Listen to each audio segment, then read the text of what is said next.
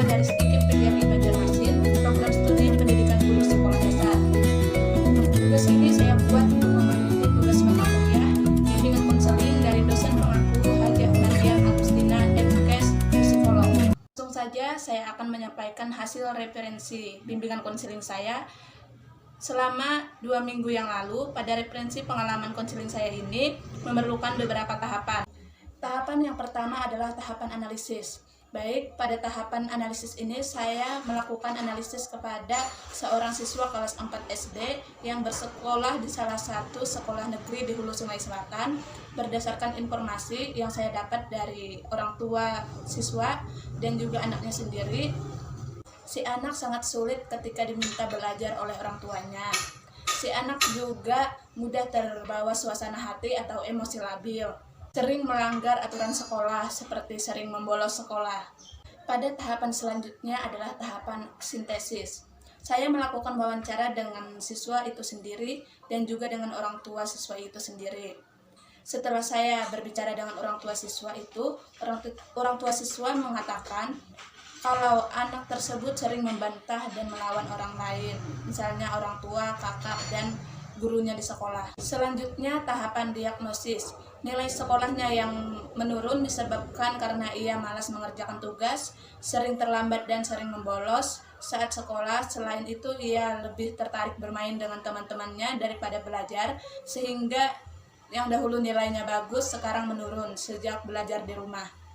Nah, selanjutnya ada tahap prognosis.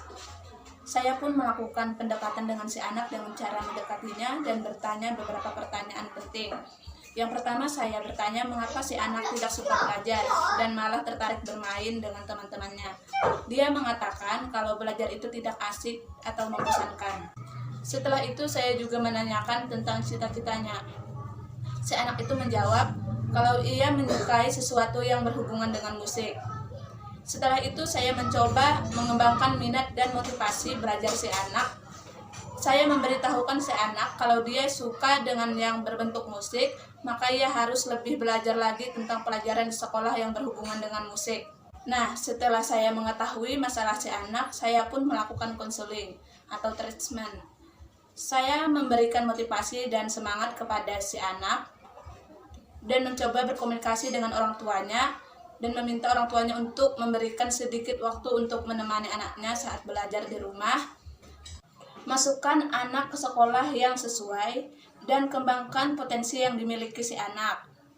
Orang tua dan keluarga harus memberikan contoh tentang sikap dan nilai dan perilaku baik yang bisa menjadi teladan bagi si anak. Tahapan selanjutnya yaitu tindak lanjut atau follow up.